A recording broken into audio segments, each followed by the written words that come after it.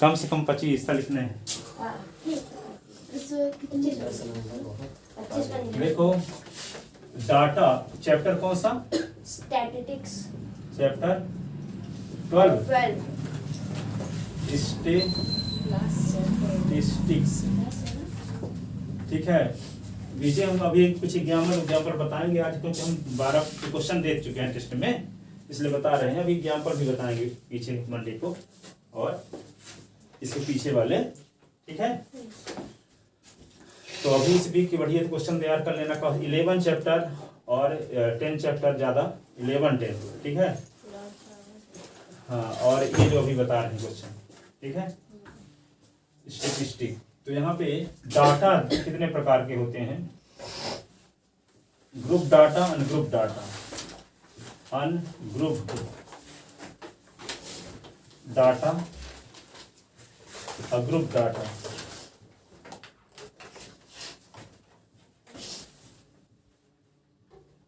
Group data.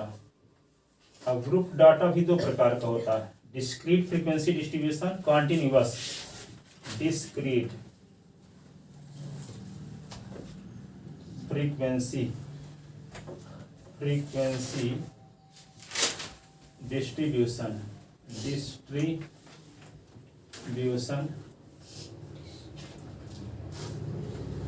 Continuous frequency distribution,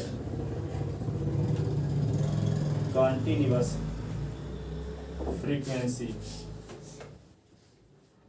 frequency distribution.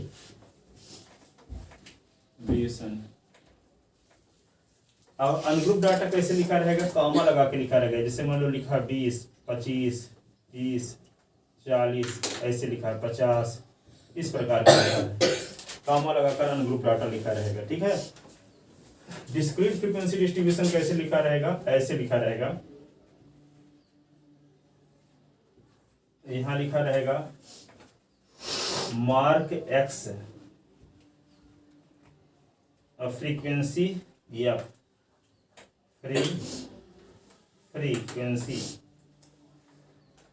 Frequency F.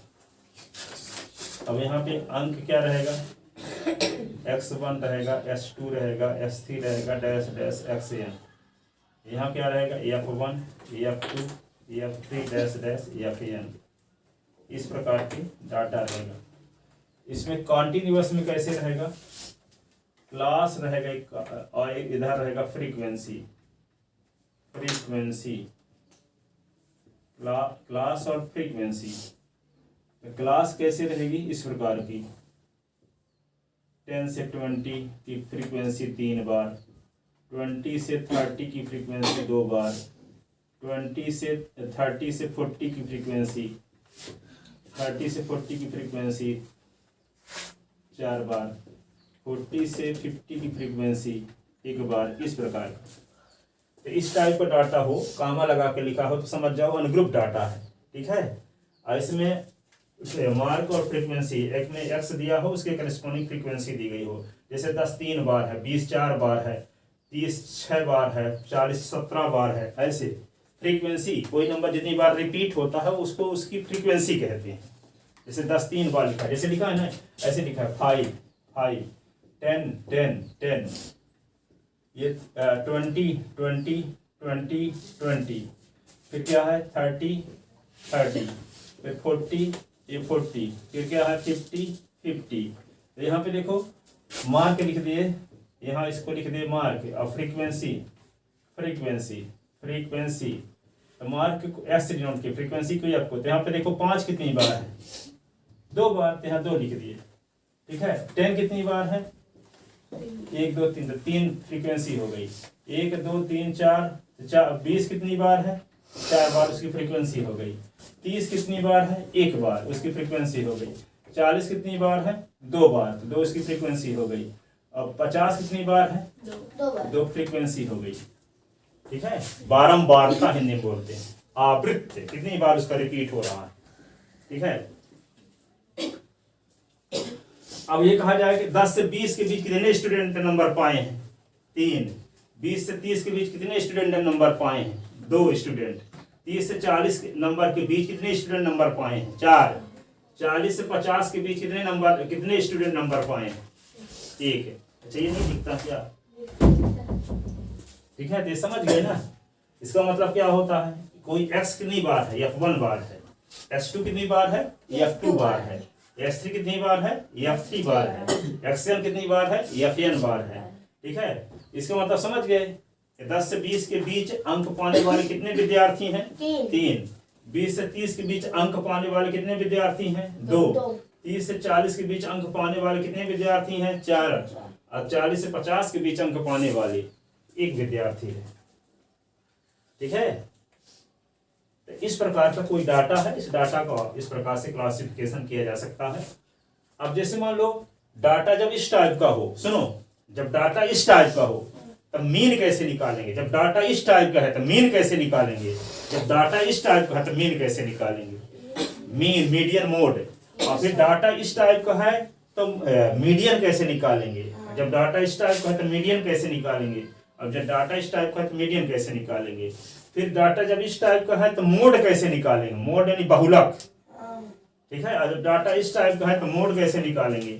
और data इस type का है तो मोड कैसे निकालेंगे? तो तीनों प्रकार के डाटा के लिए क्या निकालेंगे? Mean, median, mode. Mean, median, mean, median, median और मोड निकालेंगे तीनों प्रकार के डाटा के लिए। मीन, मीडियन, मीन का मतलब होता है माध्य या एवरेज। ठीक है, माध्य या एवरेज। किसी सब्जेक्ट में कुछ नंबर पाए, किसी में कुछ, कितना परसेंट आया तो एवरेज हो गया, तो एवरेज को मीन कहते हैं। क्या कहते हैं? मीन। जैसे किसी में 50 पा गए, किसी में 80 पा गए, किसी में 95 पा गए, किसी में 87 पा गए, तो एवरेज अंक कितना है, कितना परसेंट है आपका, तो उस परसेंट को क्या बोलेंगे? मीन। क्या बोलेंगे? मीन। कितना परसेंट रिजल्ट आया तो उसको क्या बोलेंगे? एवरेज को मीन। ठीक है, मीडियन। ठीक है, मीडियन, मीडियन का मतलब क्या होता है? जैसे मान लो यहाँ पे मीडियन फिर अंक के माध्यम से समझा पाएंगे। मोड का मतलब जिसकी आवृत्ति ज्यादा बार हो। जैसे यहाँ पे बोला जाए कि इस डाटा में मोड क्या है? 20 है। 20 की आवृत्ति सबसे ज्यादा बार है ना। जो ज्यादा बार रिपीट हो वही बहुलक कहलाता है। बहुलक, बहुत बार। बहुलक नाम से स्पष्ट है, बहुलक। ठीक है, तो बहुलक को इंग्लिश में क्या बोलते हैं? मोड। क्या बोलते हैं? मोड। जो ज्यादा बार आया हो उसको बहुलक कहते हैं। ज्यादा बार कौन आया है यहाँ? 20 ज्यादा बार आया। ठीक है, ये क्या हो गया? बहुलक या मोड। ठीक है ना। तो तीनों प्रकार के डाटा, अनग्रुप डाटा हो तो मीन कैसे निकालेंगे, ग्रुप डाटा हो तो मीन कैसे निकालेंगे, कॉन्टिन्यूअस फ्रीक्वेंसी डिस्ट्रीब्यूशन में डाटा दिया हो तब मीन कैसे निकालेंगे। फिर मीडियन, जब इस प्रकार का डाटा हो तो कैसे निकालेंगे, जब इस प्रकार का डाटा हो तो मीडियन कैसे निकालेंगे, और इस प्रकार का डाटा हो तो मीडियन कैसे निकालेंगे। फिर इस प्रकार का डाटा हो ऐसे तो इसको मोड कैसे निकालेंगे, इस प्रकार के डाटा का मोड कैसे निकालेंगे, इस प्रकार के डाटा का मोड कैसे निकालेंगे। ठीक है ना।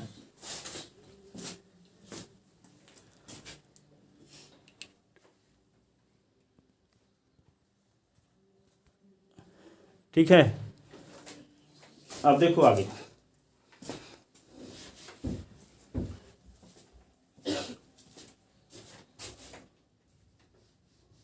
अब लिखो mean for ungroup data.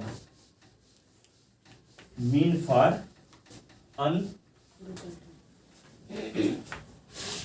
Mean for ungrouped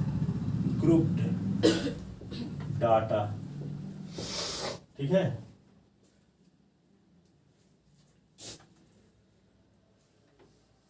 late size of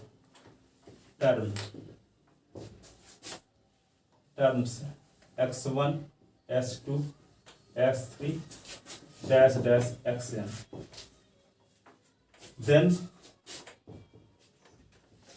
mean of this data is denoted by x के ऊपर लाइन x बार, इसको पढ़ते हैं s बार r, am लिख देते हैं मीन, एंड डिफाइंड एज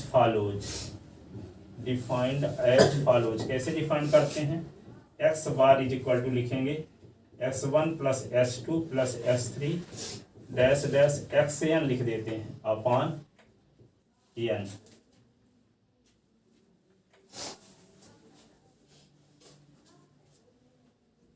ठीक है, इसको क्या लिखेंगे, सभी टर्म को जोड़ करके जितने टर्म हो उससे भाग देते हैं। जैसे 6 सब्जेक्ट हैं, अब 6 सब्जेक्ट में कितना नंबर पाए हो 6 से डिवाइड कर दो तो परसेंटेज आ जाएगा।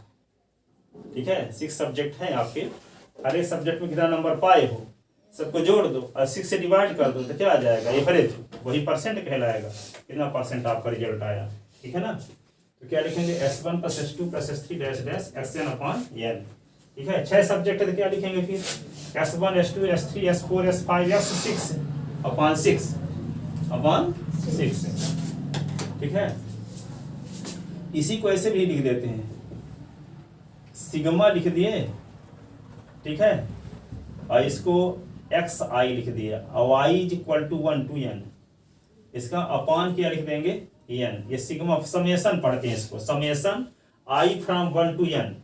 इसका मतलब क्या है कि समेशन को जब हटाओगे तो क्या करते जाओगे, i के स्थान पे पहले 1 लिखोगे तो क्या हो जाएगा s1, फिर प्लस लगाओगे, फिर i के स्थान पे क्या लिखोगे 2, फिर प्लस लगाओगे, फिर i के स्थान पे क्या लिखोगे 3, फिर प्लस लगाओगे, फिर i के स्थान पे क्या लिखोगे 4, फिर प्लस लगाओगे। कब तक लगाते जाओगे, i लास्ट वाली वैल्यू क्या होगी, i के स्थान पे n लगाओगे। i इज इक्वल टू 1 से शुरू करके कहां तक रखते जाओगे, n तक। तो लिखा गया i is equal to 1, i from 1 to n, यानी i के स्थान पे पहले 1 रखो फिर प्लस लगाओ। यदि मतलब सिग्मा हटाने का मतलब क्या हुआ कि i के स्थान पे क्या लिखना, पहले 1 रख दिए। अब सिग्मा हम नहीं लिखना चाहते समेशन को, तो क्या लिख देंगे i के स्थान पे अब 2, फिर प्लस लगाओ, फिर 3 प्लस लगाओ, 4 प्लस लगाओ। कब तक लिखते जाओगे, n आ जाए, लास्ट वाला क्या होगा xn, ये हो गया अपॉन n। तो इस प्रोसेस, इस स्टेप को शॉर्टकट में ऐसे लिखने की परंपरा है। ठीक है ना, समेशन के फॉर्म में, समझ गए। ये सिग्मा को जब हटाओगे तो i की वैल्यू 1 से स्टार्ट करके कहां तक रखते जाओगे, n तक, और प्लस लगाते हुए, ठीक है। इसको ऐसे लिखते हैं, इसको शॉर्ट में कुछ राइटर ऐसे भी लिख देते हैं, x bar is equal to sigma x upon n, sigma x upon n। जितने x हो सबको जोड़ देना है और जितने टर्म हो उससे डिवाइड कर देना। ठीक है, शॉर्ट में इसी को ऐसे भी लिखते हैं, सिग्मा x अपॉन n।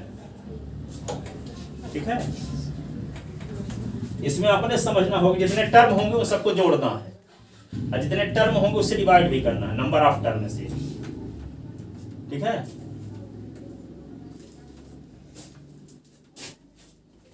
इसी को शब्द में लिखते, sum of observation upon total number of term, sum of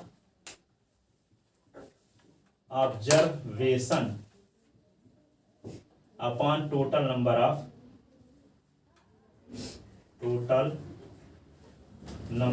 observation.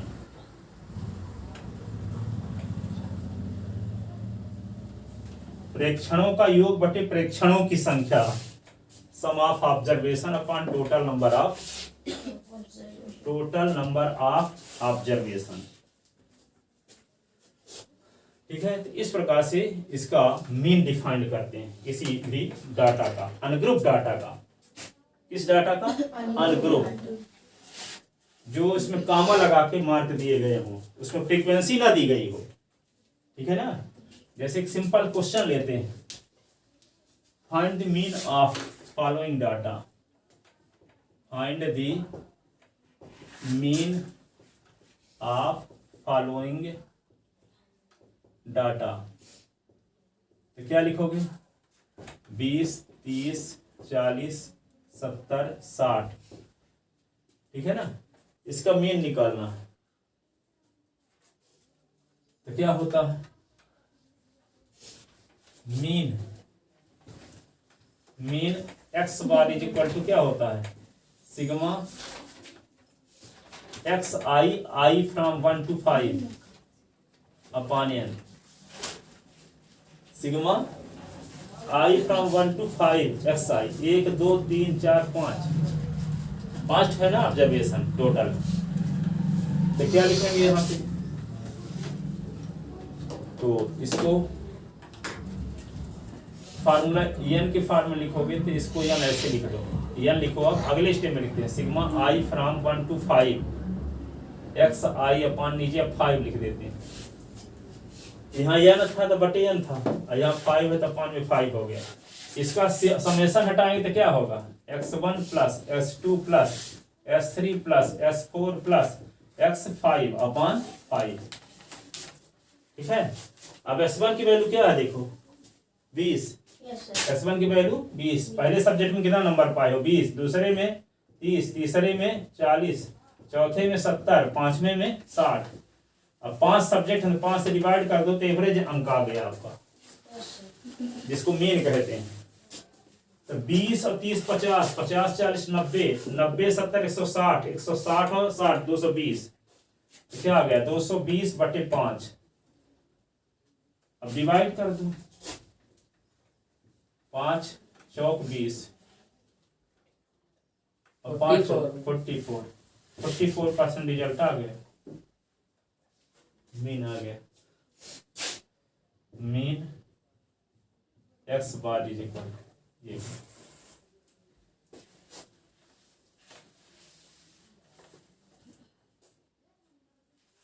तो परसेंटेज में रहेगा मीन? नहीं परसेंटेज में नहीं रहेगा, वो समझाने के लिए है, सेंस है। एवरेज मार्क 44 है आपका।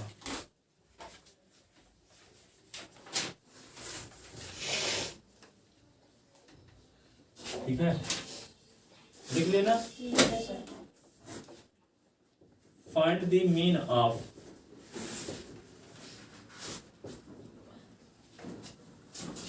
Discrete frequency distribution, discrete frequency distribution find the mean of discrete frequency distribution. तो क्या करेंगे, पहले क्या रहेगा मार्क के, अगले कॉलम रहेगा फ्रीक्वेंसी, मार्क और frequency. Mark x I, frequency F I.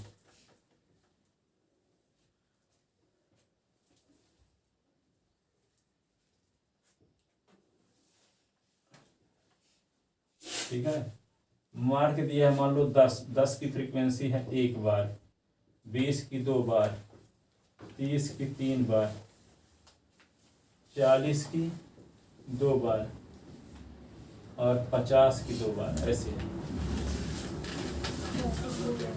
ठीक है ना, इस प्रकार का डाटा दिया। For the calculation of mean, for the calculation of mean we make a table as follows, we make a table as follows। कैसे लिखते हैं,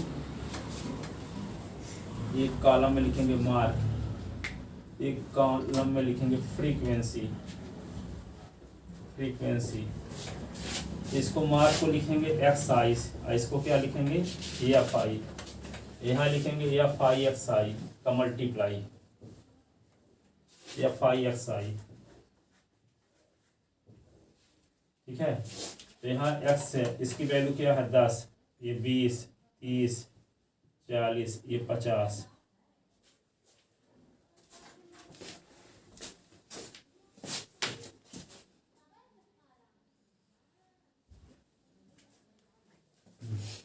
अब देखो फ्रीक्वेंसी, 10 की फ्रीक्वेंसी कितनी बार है 1 बार, 20 की 2 बार, 30 की 3 बार, 40 की 2 बार, 50 की 2 बार।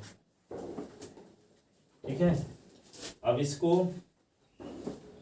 सिग्मा या फाई, सभी फ्रीक्वेंसी का योग वो सिग्मा या फाई से डिनोट करेंगे। इनको जोड़ दो, क्या आएगा 1 + 2 + 3 + 2 + 2 10 आ गया।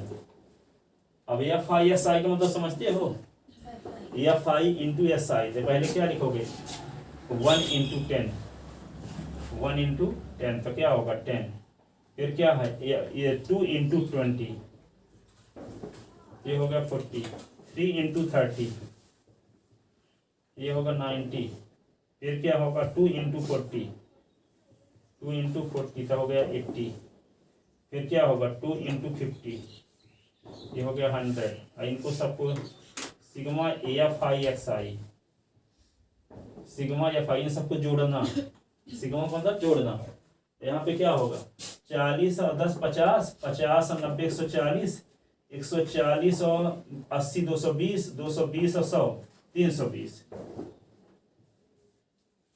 ये आ गया सिग्मा एफ आई एक्स आई, ये आ गया। अब एक फार्मूला होता है मीन निकालने का, मीन तो मीन एक्स बार बराबर होता है sigma F I X I upon sigma F I. तो X bar is equal to sigma F I की वैल्यू क्या आई है 10 और sigma F I S I की वैल्यू क्या है 320। तो यहाँ पहले लिखो 320 बटे 10, तो 0 0 कट गया, तो X bar is equal to 32, ये आंसर है। फार्मूला क्या है sigma F I X I upon sigma F I. अधिकांश लड़के ऐसे फिक्सी लिखे, फिक्सी अपॉन एफ ई, सिग्मा फिक्सी F I S I upon sigma F I.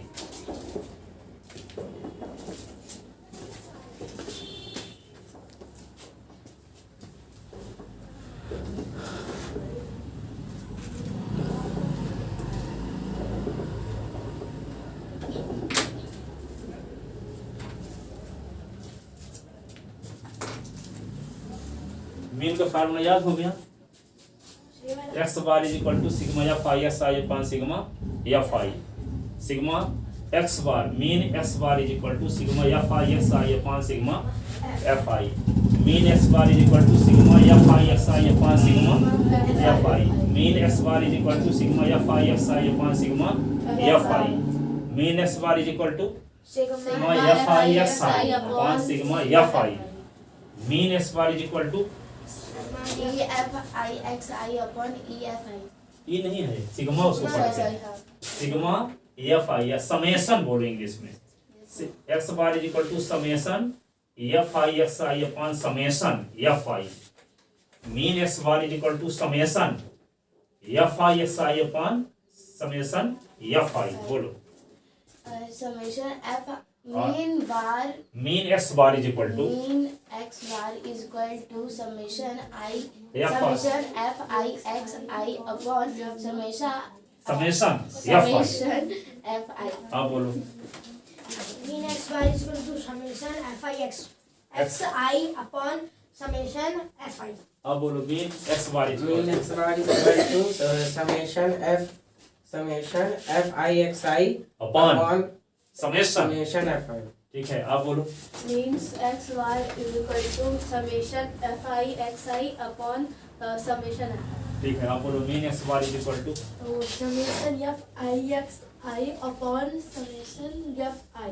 ठीक है, आप बोलो mean x bar is equal to summation F I X I upon summation F आई।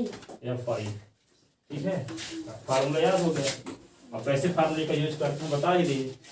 और ये फार्मूला कब लगाते हैं जब डाटा किस रूप में दिया हो, डिस्क्रीट फ्रीक्वेंसी डिस्ट्रीब्यूशन में दिया हो, डिस्क्रीट फ्रीक्वेंसी डिस्ट्रीब्यूशन में दिया हो। डिस्क्रीट फ्रीक्वेंसी डिस्ट्रीब्यूशन किसे कहेंगे, जब मार्क दिया हो और उसकी फ्रीक्वेंसी दी गई हो, क्लास ना दिया हो। क्लास उसमें जब क्लास दिया रहेगा तो क्या कहलाएगा, कॉन्टिन्यूअस फ्रीक्वेंसी डिस्ट्रीब्यूशन। 10 से 20 कितने अंक पाए हैं, 20 से 30 कितने नंबर पाए हैं, है ना, तो ये क्लास कहलाएगा। इसमें क्लास तो नहीं है कि 10 से 20 है, 20 से 30 है, 30 से 40 है, 40 से 50 है, ऐसा तो नहीं है। सिर्फ मार्क भर लिखा है और फिर उसकी फ्रीक्वेंसी लिखी है, तो समझ जाओ डिस्क्रीट फ्रीक्वेंसी डिस्ट्रीब्यूशन है ना। कॉन्टिन्यूअस कब कहलाएगा, देखो आगे ठीक है इसको।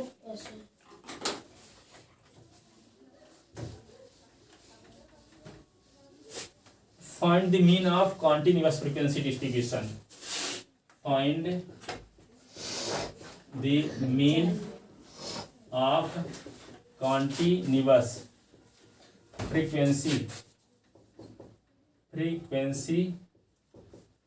Distribution, find the mean of continuous frequency distribution. ठीक है, तो यहाँ लिखो, क्लास लिखा रहेगा इसमें और फ्रीक्वेंसी लिखी रहेगी। क्लास क्या, 10 से 20 की फ्रीक्वेंसी एक बार, 20 से 30 की फ्रीक्वेंसी 2 बार, 30 से 40 की फ्रीक्वेंसी 3 बार, 40 से 50 की फ्रीक्वेंसी मान लो 1 बार, 50 से 60 की फ्रीक्वेंसी 3 बार। इस प्रकार से कुछ ऐसा दिया रहेगा। इसका मीन कैसे निकालेंगे? तो यहाँ इंटरवल दिया है, देखो वहां मार्क दिया था, यहाँ इंटरवल दिया, तो समझ जाओ ये क्लास कॉन्टिन्यूअस फ्रीक्वेंसी डिस्ट्रीब्यूशन है। क्या है? Continuous frequency distribution. कॉन्टिन्यूअस क्यों है कि 10 से 20 तक गए थे, पर 20 से 30 शुरू किए, कहीं पर रुकना नहीं है। 10 से 20 तक चले थे, 20 से 30 तक चले, 30 से 40 तक चले, 40 से 50 तक चले, 50 से 60 तक चले, 10 से 20 तक चले होते और फिर 30 से 40 चले होते, तो बीच में गैप हो जाता था, कंटिन्यूअस ना बोलते। क्या होता? 10 से 20 होता यहाँ, और फिर 20 से ना शुरू होता, कहाँ से होता? 30 से 40। अब 40 शुरू ना होता, 50 से 60, बीच में गैप भी हो गया, तो कंटिन्यूअस नहीं हुआ। लेकिन 10 से 20 गए, फिर 20 से फिर शुरू करते, 20 से 30 गए, 30 से 40 गए, 40 से 50, 50 से 60, कंटिन्यूअस नहीं, लगातार। ठीक है ना, बीच में स्टेप नहीं बचा हुआ है, गैप नहीं है। ठीक है, तो क्लास इसको क्या बोलेंगे? Continuous frequency table. तो इसमें क्या करेंगे? For the calculation of mean, for the calculation of mean we make a table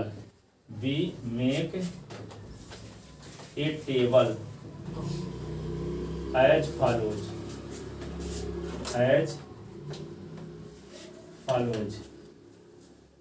for the calculation of mean we make a table as follows। क्या लिखेंगे? एक क्लास लिख दो, इधर लिख दो फ्रीक्वेंसी। क्लास लिखने के बाद यहाँ लिखो मिड वैल्यू, फिर लिखो फ्रीक्वेंसी, फिर वही लिखो FI/XI जो इस बार लिखे थे।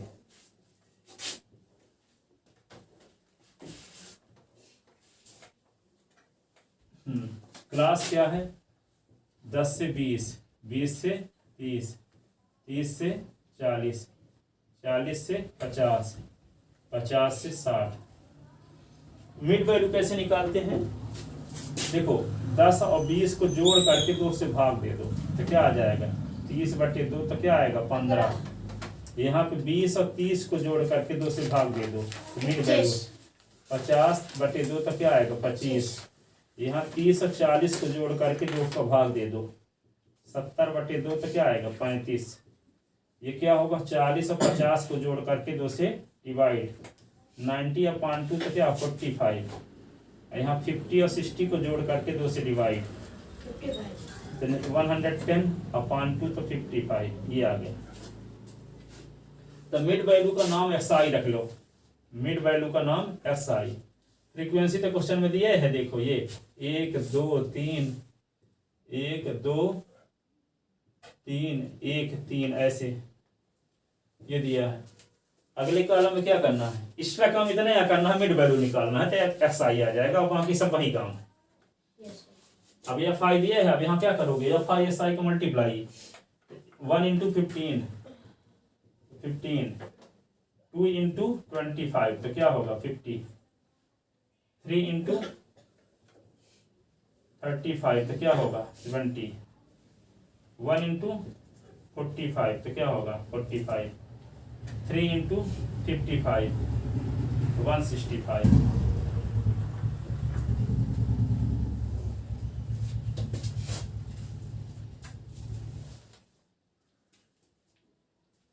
सिग्मा FI/XI सर मतलब जो पिछले बार के वही करना है, सिर्फ मिड वैल्यू भरा निकालना है। वो मिड वैल्यू बन गया और फ्रीक्वेंसी रही।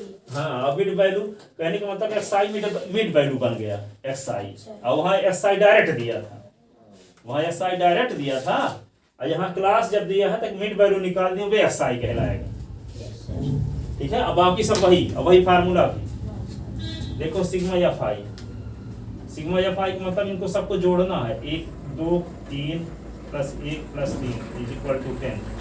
इसको जोड़ना है सबको, इनको जोड़ो तो क्या आएगा, 50 15 65 70 135 135 और 45 180 180 और 280 280 में 65 जोड़ना है तो 345 345 ये आ गया। The mean x bar is equal to, we know that mean x bar is equal to summation fi xi upon summation fi। s bar is equal to क्या है इसका मान 345 upon 10। ठीक है, इसको काट तू, किससे कटेगा, 5 से, 5 2 जा 5 6 जा, फिर क्या आएगा, 5 6 जा 4 आ जाएगा, 5 9 जा 69।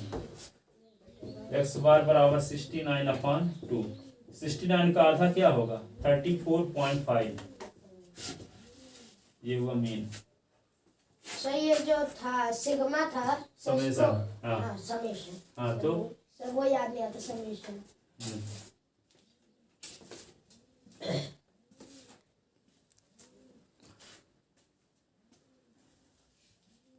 समेशन एक ग्रीक शब्द है, इसको इंग्लिश में समेशन है, सिग्मा ग्रीक लेटर है।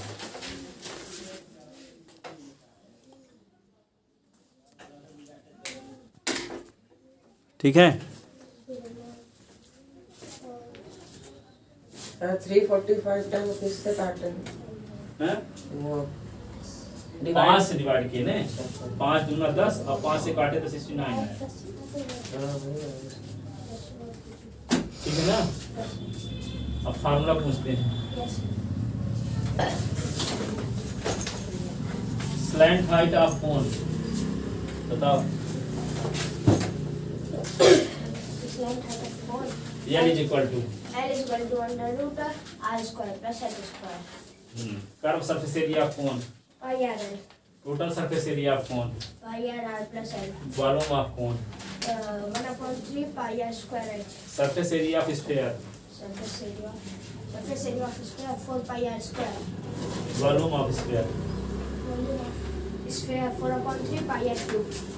X bar sigma x mean x bar is equal to Mean x y is equal to summation summation fi Xi xi upon summation fi। या 5।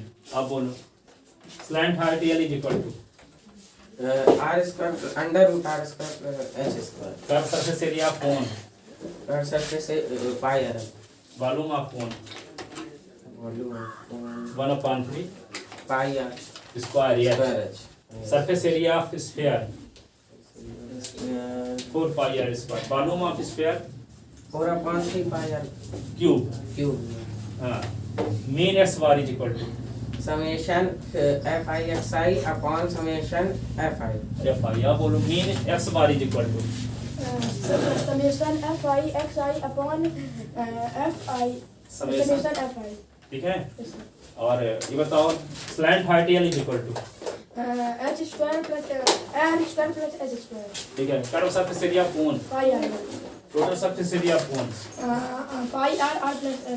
Volume of cone, volume of 1/3 pi r square h। हाँ, surface area of sphere 4 pi r square. ठीक है, volume of sphere 4.3 pi pi r r cube. cube। Surface area of hemisphere 2 pi r 2 pi square. r square। Volume of hemisphere 3 pi r square। हाँ, ये तो surface area. चलो बैठ जाओ। अब बताओ सीता mean x bar is equal to Summation fi xi xi upon upon summation fi। और slant height L is equal to Slant height L is equal to L R square plus H square. Root में, हाँ ठीक है। Curve surface area of cone Surface area of cone pi r L pi R L, total surface area of cone surface area of cone pi R r pi r Common common r square R plus L, R plus L, तो volume of cone volume of cone that means pi 4 pi r 1/3 pi are square h. Surface area of sphere surface area of sphere 4/3 4 pi are square, volume of sphere 4/3 pi r cube. आप याद करे रहना, formula सब देंगे आपकी बार, है ना, ठीक है। फार्मूला सर इस बार संडे कितने बजे आना है 10 से 12, ठीक है। बताओ mean x bar is equal to, Summation fi xi upon summation fi. ठीक है।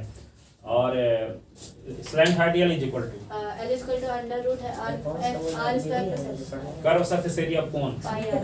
Total surface area of Pi cone, r common r plus h. Volume of cone Volume of cone 4 pi r. 1/3 pi r, 1/3 pi r square h.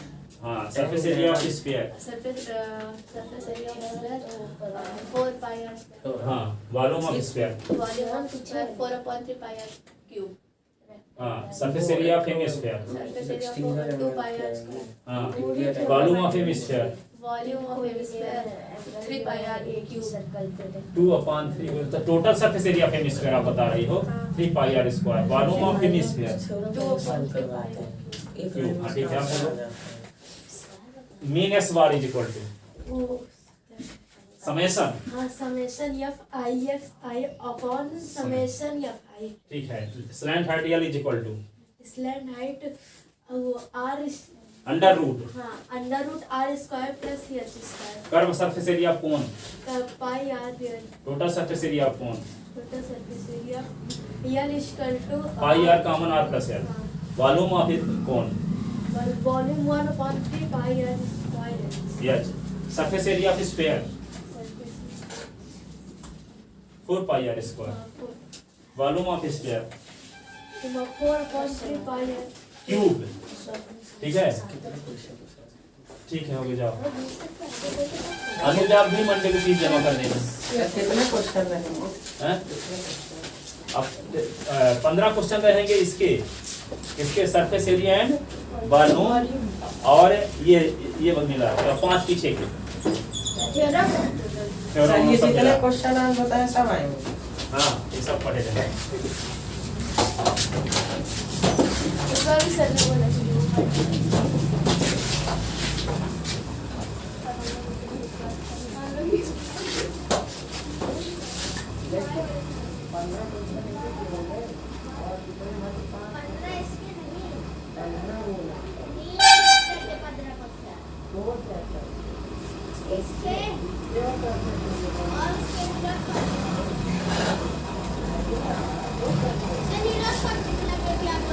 Ten 11 और ये 12 15